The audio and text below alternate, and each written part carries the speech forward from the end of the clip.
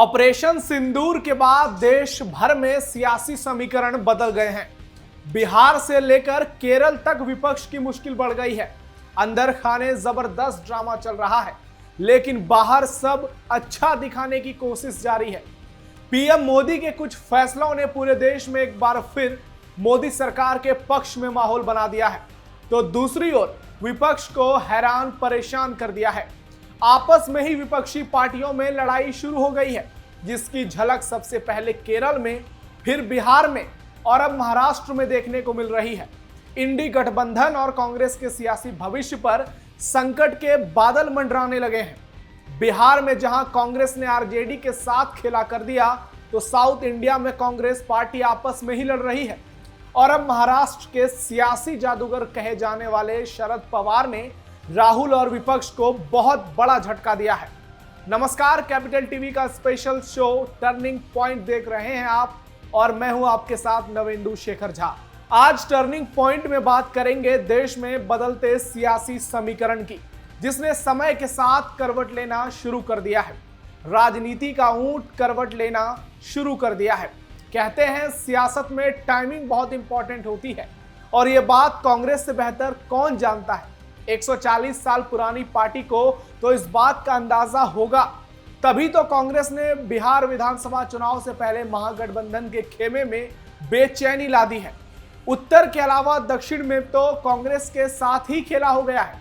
Operation सिंदूर पर जहां कुछ विपक्षी नेता संसद के लिए विशेष सत्र की मांग कर रहे हैं, वहीं केरल से कांग्रेस सांसद शशि थरूर से लेकर देश के पूर्व गृह और वित्त मंत्री पी चिदंबरम तक मोदी सरकार की तारीफ करने लगे हैं। अब तो भारत सरकार ने पाकिस्तान को सीधे शब्दों में चुनौती देते हुए साफ साफ कह दिया है कि पाकिस्तान पीओके यानी पाकिस्तान अधिकृत कश्मीर खाली कर दे। यानी फिर से विपक्षी खेमे में हलचल तेज होने वाली है। तो आइए आपको टर्निंग पॉइंट में बताते हैं कि कैसे देश में विपक्ष की नैया डूबने लगी है, और एक बार फिर से पीएम मोदी का कद बढ़ने लगा है, जिसमें 240 सीटों का कोई असर नजर नहीं आ रहा। ऑपरेशन सिंदूर पर फंस गया विपक्ष। देश भर में बदलने लगे हैं विपक्षी नेताओं के सुर। बिहार से केरल तक पीएम मोदी की तारीफ, नॉर्थ से साउथ तक सियासत हाउसफुल। ऑपरेशन सिंदूर ने देश की सियासत को एक नया रंग दे दिया है। उत्तर से दक्षिण तक बड़े बदलाव देखने को मिल रहे हैं। एक और पीएम मोदी मजबूती से सरकार की अगुवाई कर रहे हैं, तो दूसरी ओर विपक्षी खेमे में इंडी गठबंधन में नेताओं के सुर बदलते जा रहे हैं। बिहार में जहां आरजेडी कांग्रेस को झटका दे रही है, तो साउथ इंडिया में कांग्रेस के बड़े बड़े नेता मोदी सरकार की तारीफ कर रहे हैं। उनकी विदेश नीति के कायल हो गए हैं। राहुल के नाकों में दम कर दिया है कुछ नेताओं ने। और अब तो इंडी गठबंधन के मास्टरमाइंड कहे जाने वाले एनसीपी सुप्रीमो शरद पवार ने भी कांग्रेस की बोलती बंद कर दी है। हर ओर कुछ न कुछ अलग अलग तस्वीर देखने को मिल रही है, और विपक्ष के भीतर की खलबली भी। आपको लालू, तेजस्वी, राहुल की मटन पार्टी की तस्वीरें तो याद होंगी। कैसे राहुल और लालू एक दूसरे को मटन खिला रहे थे। लेकिन खबर है कि बिहार में आरजेडी और कांग्रेस के बीच अलग ही सियासी खिचड़ी पक रही है। दोनों के दिल मिल नहीं रहे हैं। कांग्रेस ने अचानक से प्रदेश की 243 विधानसभा सीटों पर प्रत्याशियों को तलाशना शुरू कर दिया है बॉस। दरअसल कांग्रेस बिहार में महागठबंधन का अहम हिस्सा है। ऐसे में 243 सीटों पर आवेदन मांगने के बाद महागठबंधन में दरार की बातों ने जोर पकड़ ली है, क्योंकि महागठबंधन की सबसे बड़ी पार्टी आरजेडी ने अभी तक सीट बंटवारे को लेकर कोई भी घोषणा नहीं की है। ऐसे में 243 सीटों के लिए प्रदेश कांग्रेस अध्यक्ष राजेश राम ने जो क्यूआर कोड जारी किया है, उसने लालू और तेजस्वी को एक बड़ा झटका दिया है। साथ ही आरजेडी और महागठबंधन को यह संदेश दे दिया है कि कांग्रेस दिल्ली की तरह अलग राह पर भी चल सकती है। पहले ही कांग्रेस नेता कन्हैया कुमार लालू तेजस्वी के लिए गले की हड्डी बने हैं। मुकेश सहनी की 30 से 60 सीटों की मांग ने भी आरजेडी को परेशान कर दिया है। दूसरी ओर एनडीए में छोटी पार्टियों को छोड़ दिया जाए तो बीजेपी, जेडीयू बहुत ही गंभीरता से अपना पासा फेंक रहे हैं। ऑपरेशन सिंदूर पर नीतीश और चंद्रबाबू नायडू के साथ ने पीएम मोदी समेत पूरी सरकार का हौसला बढ़ा दिया है। लेकिन विपक्ष के हौसले को खुद उसके नेता ही पस्त कर रहे हैं। बिहार की कहानी के बाद आपको महाराष्ट्र की कहानी बताते हैं। शरद पवार का कांग्रेस को बड़ा झटका। मुंबई में एनसीपी चीफ शरद पवार ने एक ऐसा बयान दिया है जिसने कांग्रेस के लिए पचाना आसान नहीं होगा। शरद पवार ने साफ साफ शब्दों में कह दिया है कि मैं संसद का विशेष सत्र बुलाने के खिलाफ नहीं हूं, लेकिन यह एक संवेदनशील और गंभीर मुद्दा है। पवार ने कहा कि संसद में इस तरह के गंभीर मुद्दे पर चर्चा संभव नहीं है। ऐसी स्थिति में राष्ट्रीय हित के लिए जानकारी को गोपनीय रखना जरूरी है। विशेष सत्र बुलाने के बजाय बेहतर होगा कि हम सब एक साथ मिलकर बैठें, यानी सर्वदलीय बैठक करें। आपको बता दें कि 11 मई को भारत पाकिस्तान के बीच हमले रुकने के बाद लोकसभा में नेता प्रतिपक्ष राहुल गांधी और कांग्रेस के रिमोट कंट्रोल वाले अध्यक्ष मल्लिकार्जुन खड़गे ने पीएम मोदी को पत्र लिखकर मांग की थी कि सरकार जल्द से जल्द संसद का एक विशेष सत्र बुलाए।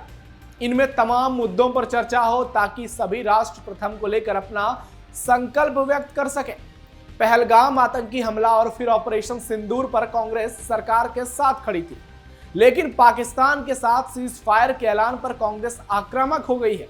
कांग्रेस का आरोप है कि सरकार ने अमेरिका की मदद से सीज फायर के ऐलान को करके तीसरे की मध्यस्थता का रास्ता खोल दिया है, जबकि पीएम मोदी और भारतीय सेना ने यह साफ कर दिया है कि भारत पाकिस्तान को किसी भी हाल में नहीं छोड़ेगा।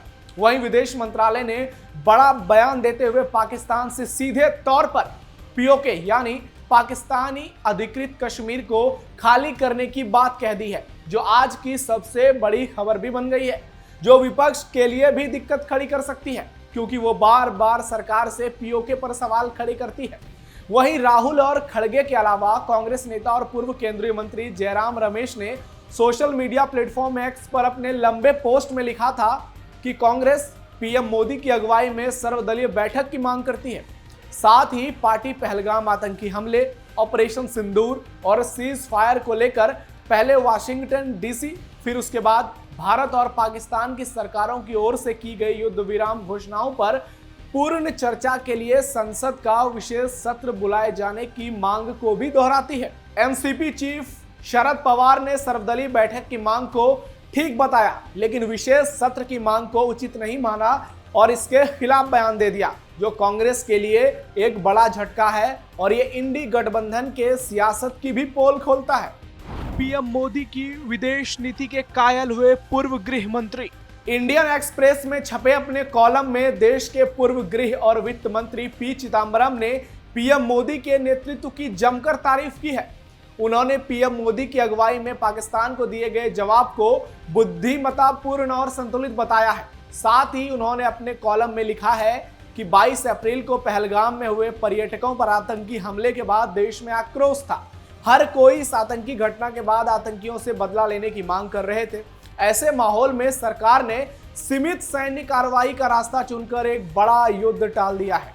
उन्होंने आगे कहा कि भारत ने जो कार्रवाई की वो बेहद सीमित और सुनियोजित थी, जिसका उद्देश्य आतंकी संगठनों की बुनियादी ढांचे को पूरी तरह नष्ट करना था। चिदंबरम ने अपने कॉलम में इस कार्रवाई को पीएम मोदी की समझदारी भरा कदम बताया। कांग्रेस सांसद ने की भारत सरकार की तारीफ। कांग्रेस के कई सीनियर नेताओं ने पाकिस्तान के साथ सीज फायर पर भारत सरकार के फैसले का समर्थन किया।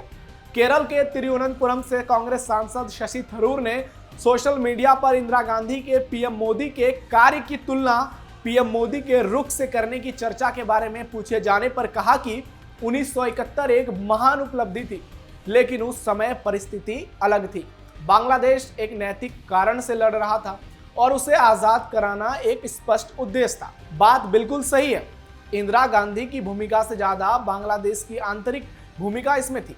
थरूर ने पाकिस्तान पर तंज कसते हुए एक्स पोस्ट पर लिखा, उसकी फितरत है मुकर जाने की, उसके वादों पे यकीन कैसे करूं। इससे पहले उन्होंने दोनों देशों की ओर से किए गए युद्ध विराम की घोषणा पर खुशी जाहिर की थी। कांग्रेस सांसद ने यह भी कहा कि मुझे लगता है कि शांति जरूरी है, हमें और अधिक जानकारी की जरूरत है, लेकिन मैं खुश हूं। भारत कभी भी दीर्घकालिक युद्ध नहीं चाहता, लेकिन भारत आतंकवादियों को सबक सिखाना चाहता था। मेरा मानना है कि सबक सिखाया गया है। बीते दिनों ही शशि थरूर ने केरल में पीएम मोदी के साथ मंच साझा किया था। जहां केरल के मुख्यमंत्री पी विजयन भी थे, जहां स्टेज पर इन नेताओं के बीच गर्मजोशी देखने को मिली। पीएम मोदी ने इस दौरान शशि थरूर की चुटकी भी ली थी, जो सोशल मीडिया पर खूब वायरल हुआ। इसके बाद तो देश भर में थरूर और पीएम मोदी की केमिस्ट्री पर खूब चर्चा हुई। कुल मिलाकर लड़ाई अपनी जगह को पक्की करने की है और खुद को सबसे बड़े सियासी खिलाड़ी के तौर पर स्थापित करने की। अब विपक्ष भारत पाकिस्तान मुद्दे पर फंसता जा रहा है। कांग्रेस पार्टी में ही कोई सरकार का समर्थन कर रहा है तो कोई विरोध। यही हाल दूसरे दलों में भी है। लेकिन यह बताता है कि आने वाले समय में सियासत का ऊंट बड़ा करवट लेने वाला है। पीएम मोदी के कद को और मजबूती मिल रही है, क्योंकि बात अब पीओके की होने लगी है और यह तय माना जा रहा है कि विपक्षी पार्टियों में खलबली मचना निश्चित है। केरल से लेकर बिहार और महाराष्ट्र के सियासी नाटक ने बीजेपी और एनडीए की राह आसान कर दी है। आने वाले समय में इन दोनों राज्यों में ही चुनाव होंगे। ऐसे में आप इस बदलते सियासी समीकरण के मायने बखूबी समझ गए होंगे। इसलिए तो कहते हैं, समझदार के लिए इशारा ही काफी है। टर्निंग पॉइंट के इस खास एपिसोड में आज इतना ही। कैसा लगा आपको हमारा ये खास कार्यक्रम, कमेंट बॉक्स में जरूर बताइए। फिलहाल नमस्कार, आप देखते रहिए कैपिटल टीवी।